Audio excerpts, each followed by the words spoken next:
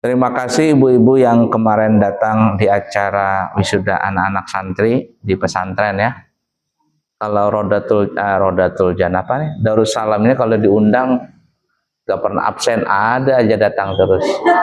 Alhamdulillah, rajin-rajin. 4 mobil ya. Ya alhamdulillah. Sampai gado-gadonya habis, baksonya habis, semuanya bekarik semuanya. Iya. Ya itu alhamdulillah. Alhamdulillah. Nanti rencananya mungkin ke depan itu nasi tumpeng. Nanti dikasih modal 250.000 mengolah tumpeng, berapa orang yang bisa nanti dilombakan. Nah, jadi mengolah itu bukan mengolah seorang, dimodali 250.000 umpamakannya. Nanti juara 1, juara 3 dapat hadiah. Nah, nanti ke depannya begitu insya Allah. Juga nanti ada juga lomba rebana atau apalah ibu-ibu tuh. Ya, supaya menyemarakkan pengajian ibu-ibu.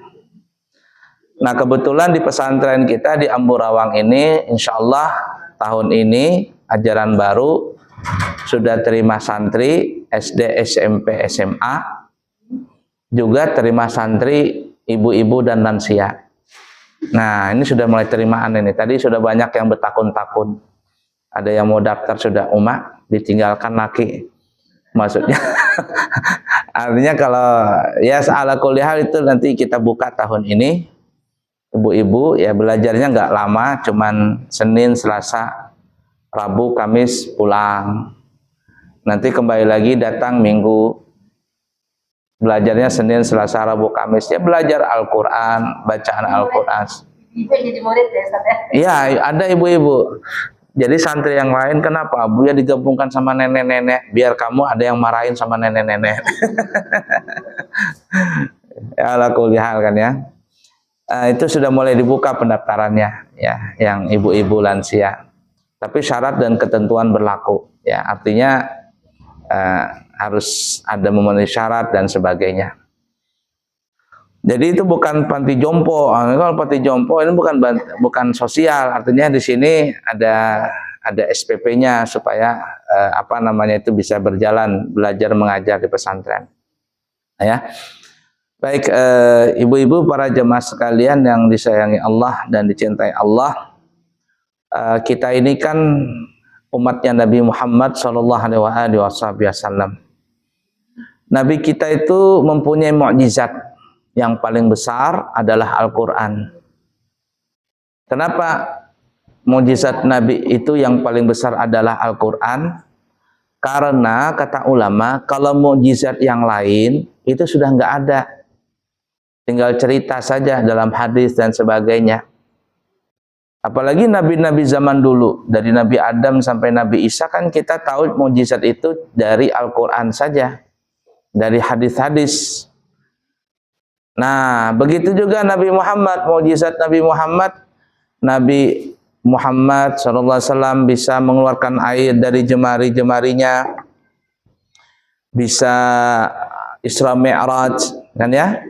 Apalagi berbicara dengan binatang dan lain sebagainya. Banyaklah mukjizat Nabi Muhammad. Ada yang mengatakan lebih daripada 300 mukjizat. Tapi itu kita nggak lihat. Sekarang kita nggak lihat, nggak bisa rasakan. Kenapa? Ya karena Nabi Muhammad sudah tidak ada lagi bersama kita di dunia. Beliau sudah di alam barzakh.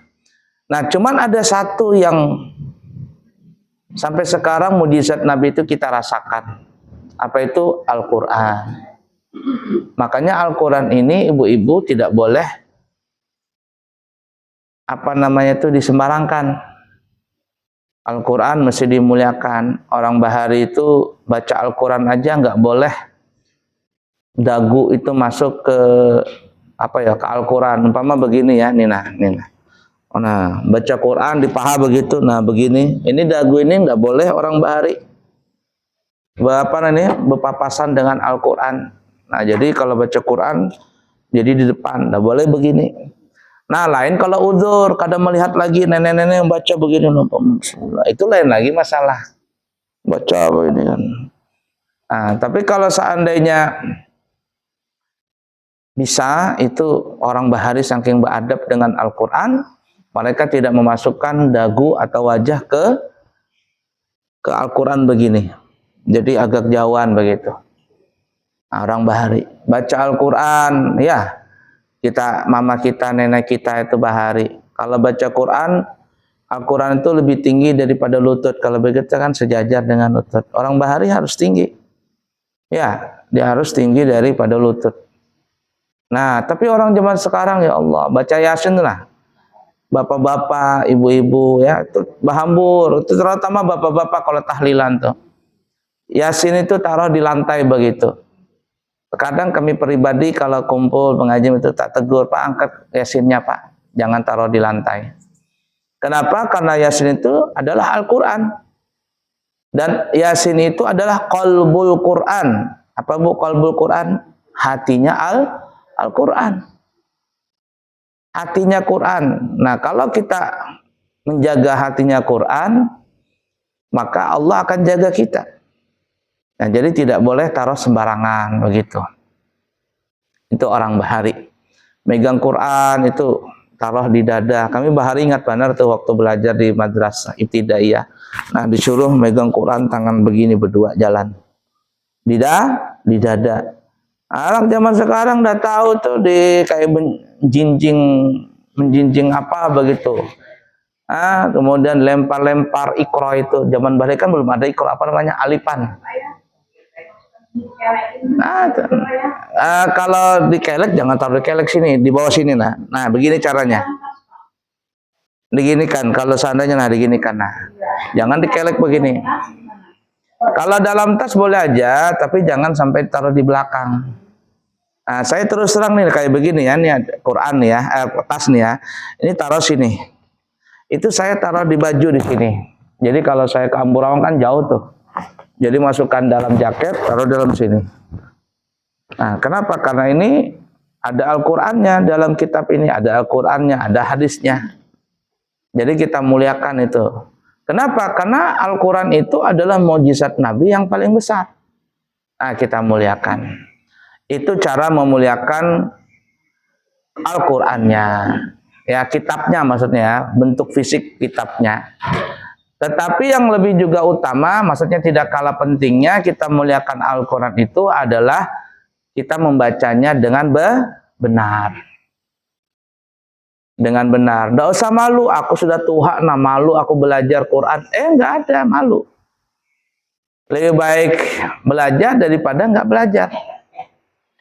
Nah, cuman untungnya ya, kalau ada orang belajar, terus susah belajar, itu masih dimuliakan.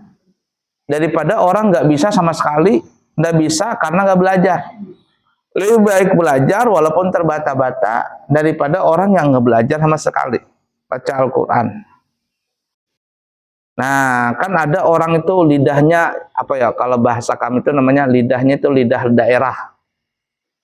Lidah daerah itu kalau lidah daerah itu susah sudah diperbaikin, apalagi sudah menahun-nahun, sudah tua. Nggak bisa dibaikin, tapi Allah Maha tahu. Tuh nenek-nenek di Banjar tuh, nggak bisa bilang ya Allah, dia bilang ya Allah katanya, la ilaha illallah, Allah ya Allah itu. Itu lidah daerah. Ada orang begitu juga, orang Sunda, orang apa tuh dia, nggak bisa dia bilang Allah, Allah katanya. Itu ada yang film itu Kabayan dengan Binyamin. Mau beli tanah, ini tanah siapa? Ini tanahnya Allah. Allah, siapa tuh Allah? Allah yang punya alam semesta ini katanya. Allah, siapa Allah katanya? Allah katanya. Iya Allah katanya. Itu lidah daerah, susah dirubah-rubah. Tapi kita mesti belajar. Tapi kalau nggak bisa ya bagaimana lagi? Pelan-pelan. Ada di Pasar Baru ini, Pasar Baru ya. Maksud kita di Langgar ini. Allah yarham, orangnya sudah meninggal. Kita sebutin lah ya, Haji Abbas lah. Haji Abbas kan meninggal sudah ya. Itu Haji Abbas itu Kalau dia baca amin tuh lidahnya bugis. Amin katanya. Amin ya Allah, amin katanya. Tapi kalau beliau jadi imam, pernah jadi imam. Bagus Pak Haji Abbas. Jadi imam tuh pernah saya dengar. Karena dia belajar. Suaranya kan bagus Haji Abbas tuh, anak-anaknya bagus semua. Tapi kalau baca doa kan, amin ya Allah, amin, amin, amin ya Allah, amin. Kalau ketemu saya, Ustaz, Pak Ustaz, Ustaz. Tapi ketika jadi imam, enggak ada dia. Amin itu. Kalau Bang, alhamdulillah rabbil alamin. Enggak pakai amin. Alhamdulillah rabbil alamin. Bagus dia. Allah yarham itu Haji Abbas. Ya, tetangga kita Bahari. Nah, itu tuh. Masya Allah. Nah, tapi kita mesti belajar pelan-pelan ya. Nggak usah malu. Dan kita kalau nggak bisa, jangan berarti, ya aku berhenti aja, aku nggak bisa belajar. Jangan. Ya, biasalah namanya manusia kan ya. Ya, sebenarnya nggak usah. Nah, itu ya. Jadi gini ya, itu Nabi mengatakan gini ya, orang yang baca Quran ya, terbata-bata. Baca Quran, jalan Nabi ya, terbata-bata. Itu pahalanya 2 kali daripada orang yang bacanya lancar. Umpama nih ya, ini mohon maaf nih ya, umpama ada di antara ibu-ibu di sini bacanya apa namanya terbata-bata itu ya terulang-ulang. Bismillahirrahmanirrahim. Qul huwallahu ahad. Ini jar Nabi pahalanya 2 kali daripada ibu yang baca lancar. Itu Nabi kenapa memberikan seperti itu ya? Karena Nabi itu memberikan semangat kepada kita alias jangan berputus asa. Tapi kalau kita nih ya hitung-hitung jumlahnya nih ya, umpama ada orang baca Quran 1 jam. Si A bacanya lancar. 1 jam umpama dapat 1 juz. Ya, lancar 1 jam umpama dapat 1 juz. Yang ini yang terbata-bata, karena terbata-bata, terbolak-balik baca Qurannya 1 jam bukan 1 juz, dapatnya setengah juz. Nah, tetapi kalau kita hitung-hitung nilai akhirnya sama juga. Yang lancar 1 jam jadi dapat 1 juz. Pahalanya cuma 1 tuh. Kalau yang terbata-bata, jar Nabi 2 kali pahalanya daripada yang lancar. Ujungnya sama juga. Artinya nilai akhirnya sama. Nah, maksudnya apa ya? Nabi itu memberikan semangat kepada kita agar kita ini membacanya, agar kita ini jangan putus asa dalam belajar.